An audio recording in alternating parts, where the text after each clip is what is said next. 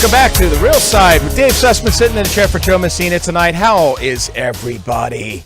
It's a second hour on a Wednesday evening, and if you are joining us in the Facebook room, hi folks in Facebook room, and if you're listening to us across 52 stations across the fruited plain on the GCN and Salem radio networks, hi folks wherever you may be, in your car, in your living room, doing some fun things in the garden. You listen, the whole idea is on these types of shows is to have a discussion, to talk about the issues of the day that may not be getting the kind of play that we would hope that the media will carry, and share with you the stories and share with you the discussion points that I think that a lot of people in mainstream media today want to ignore. My name's Dave Sussman. I am the host of a show called Whiskey, Politics, and America's Voice Live on a television station called America's Voice News. If you're not getting America's Voice News, you can download it. You can actually get the app. Get it for your phone. Get it for your Roku or your Amazon or your Apple TV or, one of those other fangled things as well. And you can also find us at americasvoice.live. And I'm really happy to be sitting in the chair for Joe. You can give us a phone call at any time and give us a phone call at 855-732-5563. So in the last hour, we were talking about the congressional the discussions about who is going to take Congress in 2020. And we had Michael Bloomberg Jr., who was talking about the Trump rally, the Trump 2020 tour I'm going to be speaking at next Saturday on the 28th of September. And the whole idea for us was to actually have a discussion about whether or not the Republicans can take back the House of Representatives. And if you remember, all that long time ago, we go all the way back to 2016 and then 2018. 2016, Donald Trump won the White House. He had a Republican Congress. Paul Ryan, remember that guy? We had a Republican Senate. Mitch McConnell, still majority leader. But in 2018, we lost the House to Nancy Pelosi, who, for the second time in her lifetime, and I was just saying in the break with Cody, whatever your opinion is of Nancy Pelosi, you can't take away the fact that she is a brilliant tactician. You do not become Speaker of the House twice in a lifetime without doing so. And she took the House back. Unfortunately for America, and I think I'm going to say, put this out there right now, unfortunately for the Democratic Party, she has allowed the extreme left to, in fact, monopolize and just suck up the energy from the Democratic Party for the leftist, progressive, socialist direction that they are taking. And they are saying things on a daily basis that they're not going to be able to get away from in 2020. And I strongly think that with America, most of America, right of center, moderate, left of center, nobody is that extreme. You got the 10% on the extremes, and you got 80% around the middle, 40% around the left, 40% around the right. And people are scared to death of what they're hearing right now. But Nancy Pelosi was asked her prediction for 2020, and here's what she thinks is going to happen in the election results. The majority do not necessarily favor that half. Is there a way to rein people in? Is there a way to say, listen, we're not going to bring that in the House? Well, when we win, and I anticipate that we will win the House and hopefully win the Senate and certainly win the White House, but in the course of all of that, let's use our energy to have health care for all Americans. And that involves over 150 million families have health care through the private sector, through the insurance companies. And we don't want to empower insurance companies, but we want to empower. Now, what the Affordable Care Act did, it not only expanded health care to 20 million. So she says this every election cycle. Most of the time she's been wrong, but she has been right. And she was right in 2018. She says that Democrats are definitely going to take back the House. Okay, so she thinks not only are Democrats going to maintain the House of Representatives, but there's a strong chance that they could take back the Senate. Folks, it ain't going to happen. It ain't going to happen. All right? The Republican map definitely favors Republicans in 2020. In fact, Republicans may gain a couple of seats in the Senate. And she thinks that they're going to take back the White House. With whom? Nancy, one of these candidates that your guys are putting out there right now that essentially wants to turn America on its head and turn it into a poor man's version of Venezuela? With whom? In fact, the usually uber liberal denizens of Wall Street disagree with you. Wall Street, according to Alec Young, managing director of global markets research at FTSE Russell, went on the Squawk Box today, and he said that, Wall Street predicts that Trump's going to win. Why? Because people vote with their pocketbook, Nancy. And guess what? Unemployment across all demographic measures is at the lowest point it's ever been. Black, Latino, female, Asian, the list goes on and on and on. Everybody's got more money in your pocket. And if you don't have more money in your pocket, you've got more opportunity to get a job today than you ever have in your lifetime. And that's how people vote. That's why people will probably turn the House back, because they're looking at this class, this squad that is speaking for the Democrats and wanting to lead America down some communist socialist hole. These people have no idea how economics work. And people with normal lives that are not mired in all this political stuff every single day, they get it. Common sense prevails in the United States. And while you may not like his tweets and while you may not like some of the things that he says, you certainly like the economic results. You certainly like the results around the world regarding national security. You certainly like him trying to strengthen the border. So we're going to have DeAnna Lorraine, who is running against Nancy Pelosi in 2020, up after the break. Dave Sussman here, Real Side Radio. Don't go away. This is going to be a great interview. And welcome back to the Real Side. Dave Sussman in the chair for Joe again, and it is always a pleasure sitting in the chair for what I think is one of the great radio shows across the country. We're on 52 stations on the GCN Salem Radio Network, and you can also check us out on Facebook, as there is always a great conversation. Hey, Facebook friends, how are you? If you want to give us a call, you can give us a phone call at 855-732-5563. And as you've been hearing my rants over the past hour and 15 minutes or so, I've been talking about essentially whether or not Congress can switch back to the red in 2020. And as we just talked about with Nancy Pelosi, again, I will give her credit. Whatever your opinion is of her politics, you have to give her credit for being just a strong tactician. You do not become Speaker of the House twice in one lifetime without being smart. But is it an opportunity now with 2020 happening next year and the left pushing as far as they are right now to socialism and communism in effect?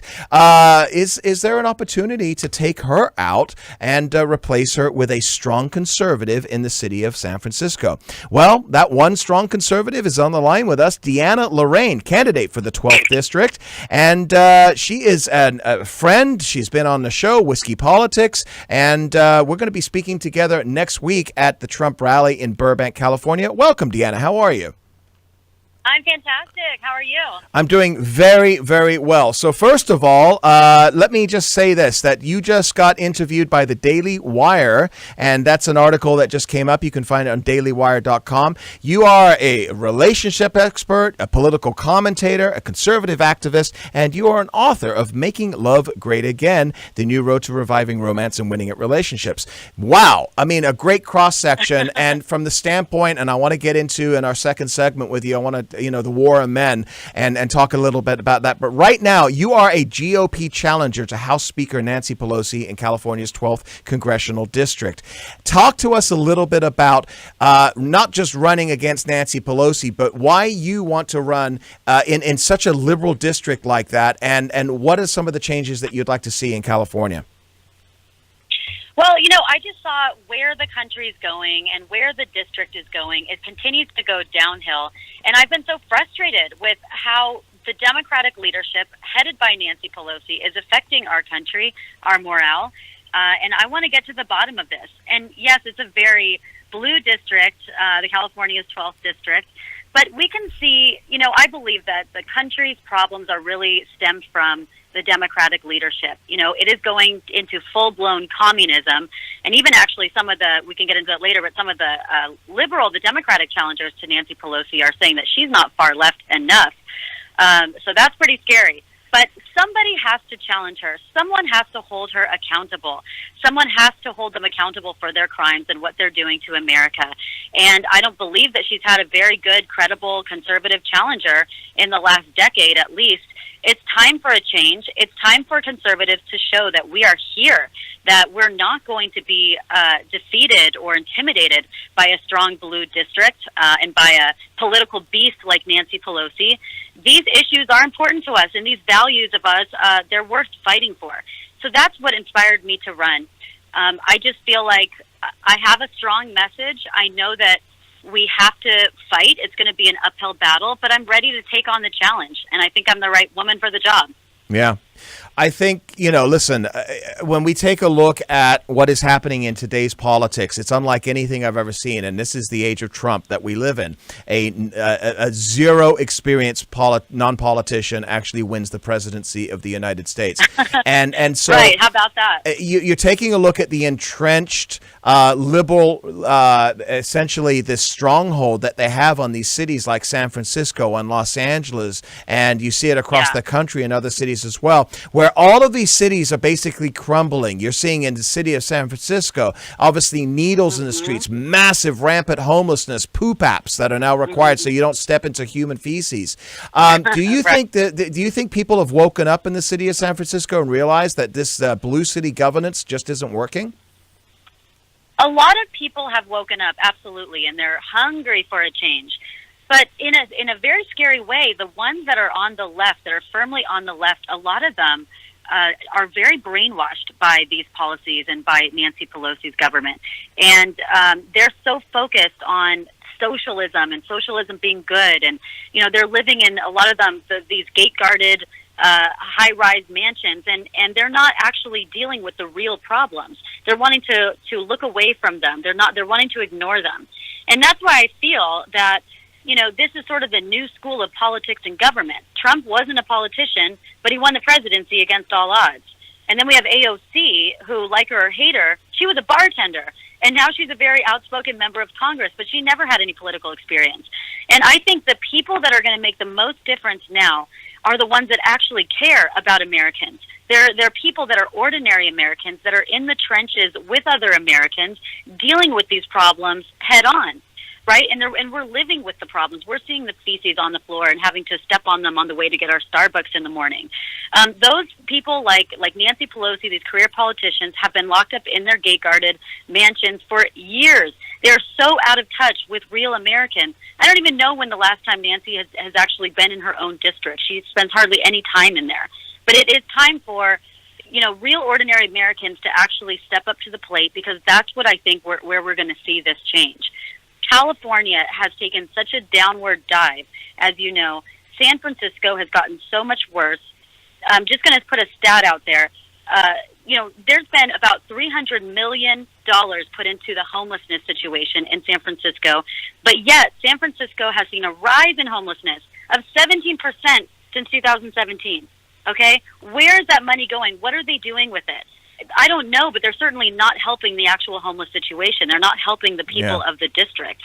Let me ask you about this, because Trump just did a tour of Los Angeles and San Diego. He had some fundraisers out here as well, but he also talked about what is going on in the state of California. And his Council of Economic Advisors just released a report blaming decades of misguided and faulty policies for putting too many restrictions on development and causing home prices to rise to unaffordable levels. We got a minute left before the first break here. How do you address that? Well, absolutely. The reason why we have homeless is because there's a lack of affordable housing. And the reason why we lack affordable housing is because, really the city's elites and its uber rich have conspired to stop it. They're the ones that are singing the Not in My Backyard chorus, and they're really a cartel that limits the housing supply, that raises the value of their mansions and allows them to profit from the homeless. So it's really time to call out these people behind this cartel. I'm going to call them that. It's a cartel that's forced these homeless people on the streets. And it's time to dismantle this very anti-housing cartel, which profits off the misery of San Francisco and LA's homelessness. Okay. This is something that I'm going to address. Right. Let's talk about this after the break. We got DeAnna Lorraine. She's running against Nancy Pelosi in Congressional District 12. That's San Francisco. And we got a lot more coming up after Don't go away. Dave Sussman here at Real Side Radio. And all right, you know what? We're going to sit here and we're going to play some Stray Cats, I think, for the rest of the evening. A little rockabilly. Dave Sussman in the chair here, Joe Messina at Real Side Radio, and it is a blast. We're having so much fun talking politics. We're talking Congress and whether or not we can take back the House in 2020. Well, one of the individuals that is definitely working hard to make that happen is DeAnna Lorraine. She is running for Nancy Pelosi's seat in Congressional District 12, that is San Francisco. And DeAnna, let me ask you a question, just point blank. How does somebody coming from really no, and we briefly talked about this, no political experience, go up against maybe the most powerful woman in Democrat politics today? You got to be a little crazy, right? But so I'm either crazy or I have a calling, right? And or maybe a little bit of both. But I do feel that I have an important message. Nobody has challenged Nancy in a serious way. She needs to be challenged. I have the background, you know, despite not being in Congress before, not holding office before, what I'm great at is building relationships in the community. I am great at listening to what our constituents want, what people want. I'm great at understanding the problems and figuring out how to fix them. I'm also great at being an American citizen and knowing how the problems are affecting me personally. And I can speak to that. I can actually help people because I'm in the trenches side by side with these people. I haven't been, out of touch for the last 20 years. And as I said before, you know, there is a lot of people now running for Congress that have never had any political experience before. And just like Trump, I think that the new wave, the new school of Congress people and government is going to be people who are actually in the trenches with other Americans and that care. I care so much about this country that I am not willing to let it go down in flames without a fight. I'm just not. I'm not going to let it be engulfed by socialism, and I just care that damn much. So political experience or care and passion for the country, I say care and passion for the country is what's going to win. Well, care and passion for the country is going to be definitely helpful for you, but where can people find you so that they can support you and your candidacy? Absolutely. Yeah, please go to DeAnnaforcongress.com. That's DEANNA for Congress.com. You can see all my the platform in detail. You can see a little bit about me, my videos, and what I'll be championing when I beat and unseat the Wicked Witch of the West. You talk about bold and extraordinary measures that need to be taken. Before the break, we were talking about the rampant homelessness that we're seeing up in San Francisco and in Los Angeles and other blue cities around the country.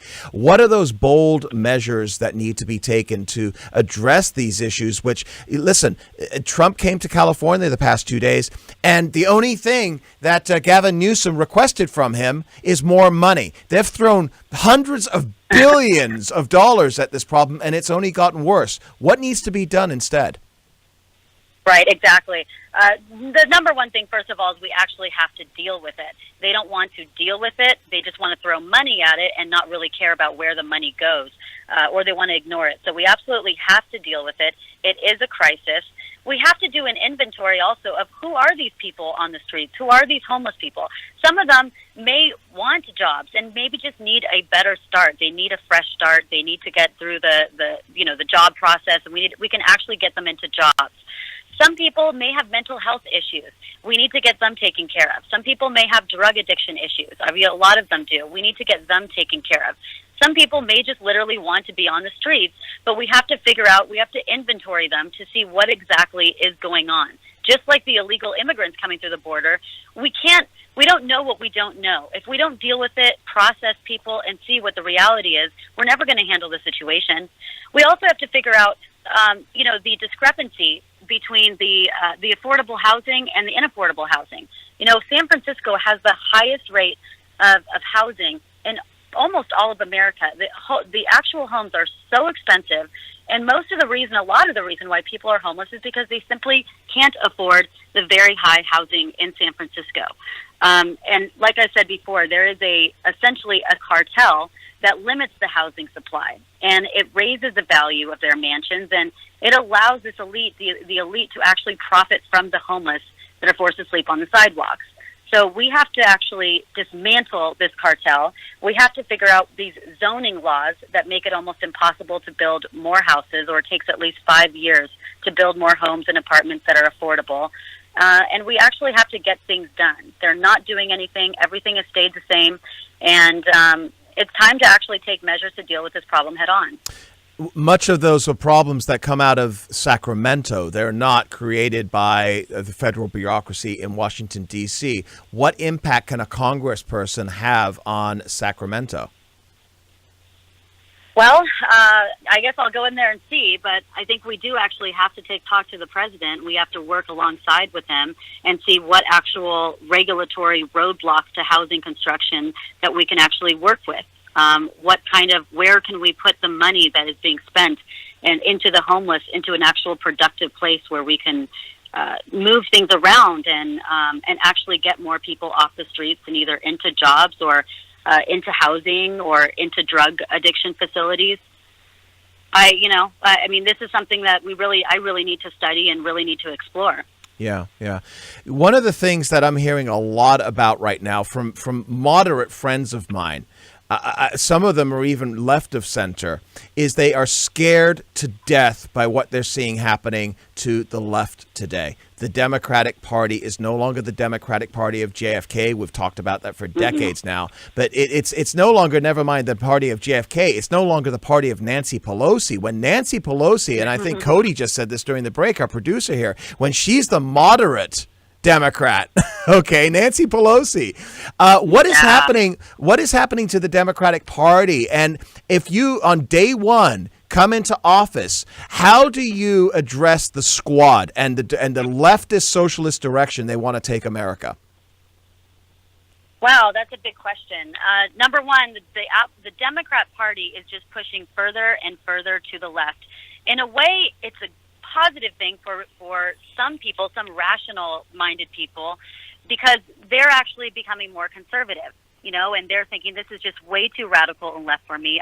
I no longer hold these values that the Democrat Party holds, so I can't really be a part of it anymore. So that's good for conservatives, but for the rest of the country, it's becoming very radical.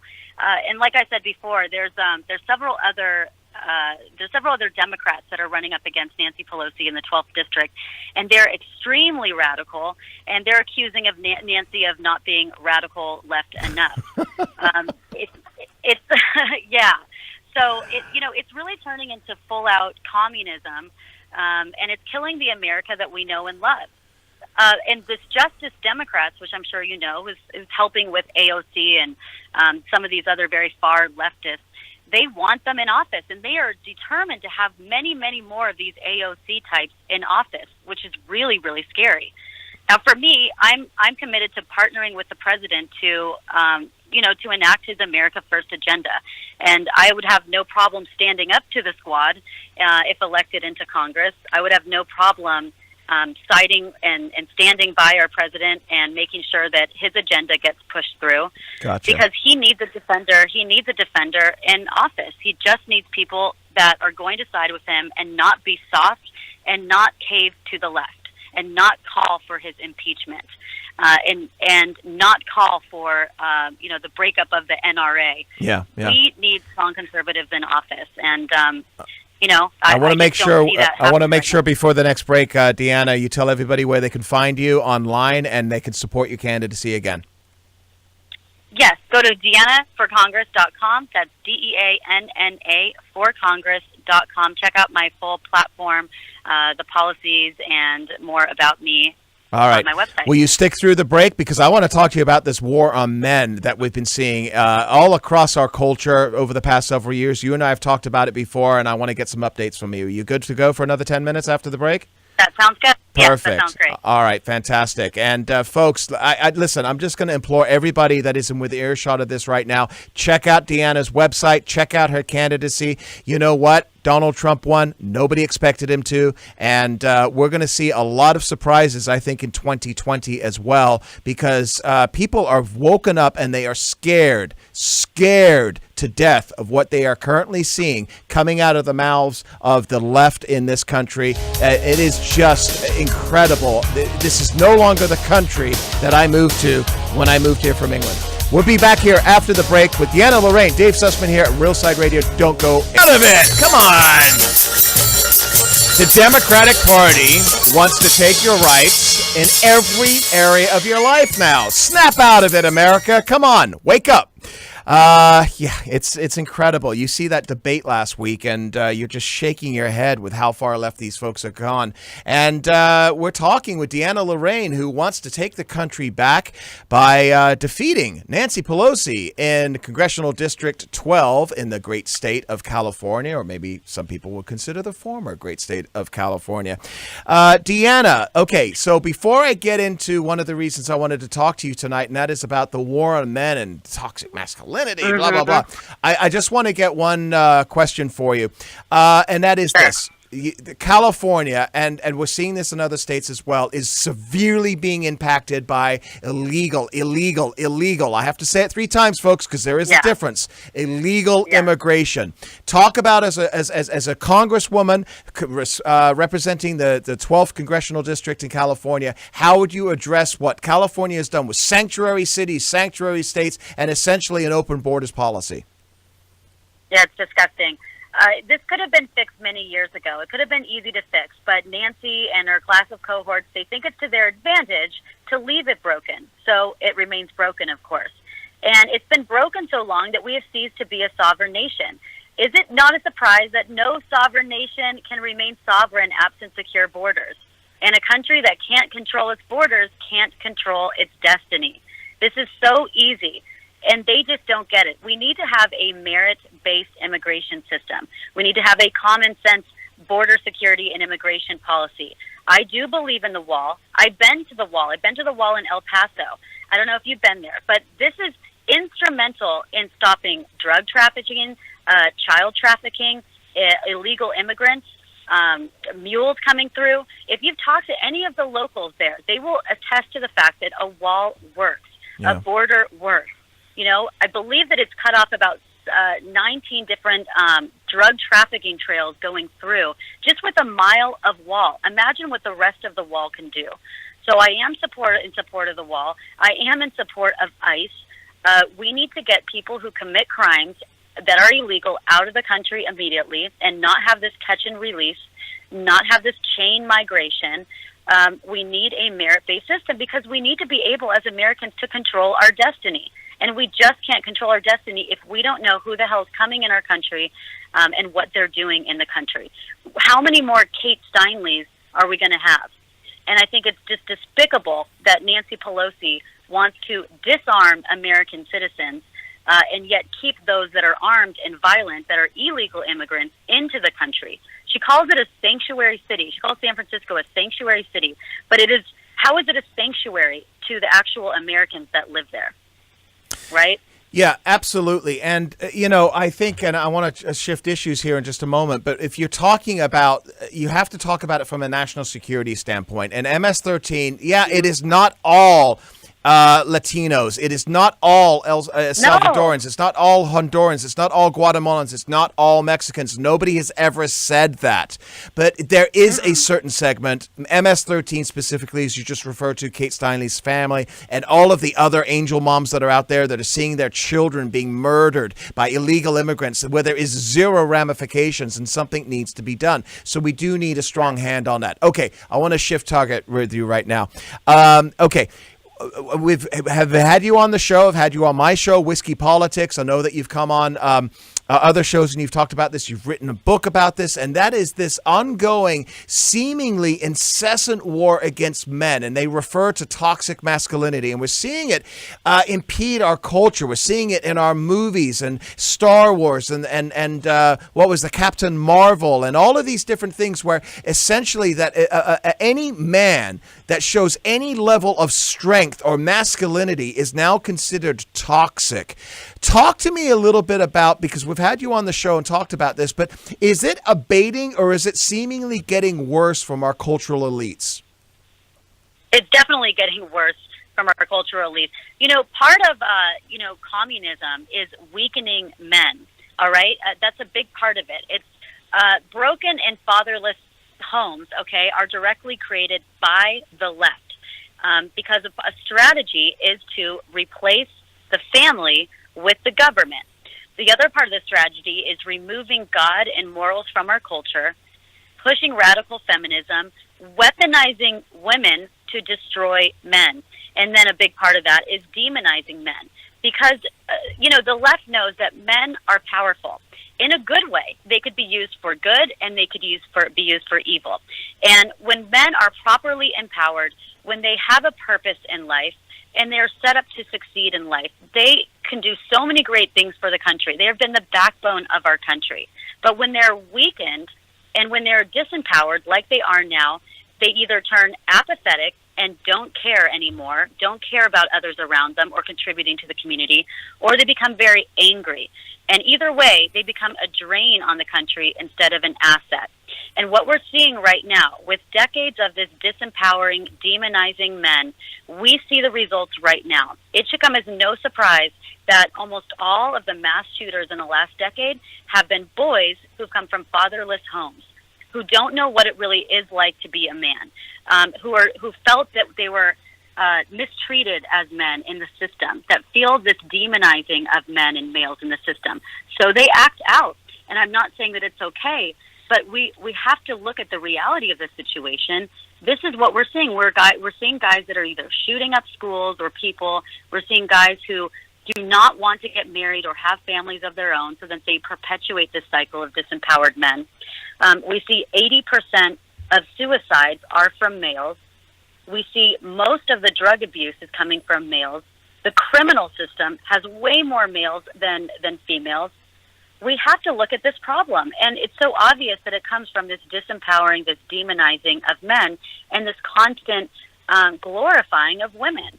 DeAnna, where does this come from? Because I know that we all see that this is seeping out of our institutions, right? Whether it's academia and colleges, or now it's our corporations, or it's our media, Hollywood and television. But where did this stem from originally? Because I grew up, and not to age myself, but we didn't have mass shootings every month or every year. I mean, there was 20 years between massive, shootings like this. Yeah.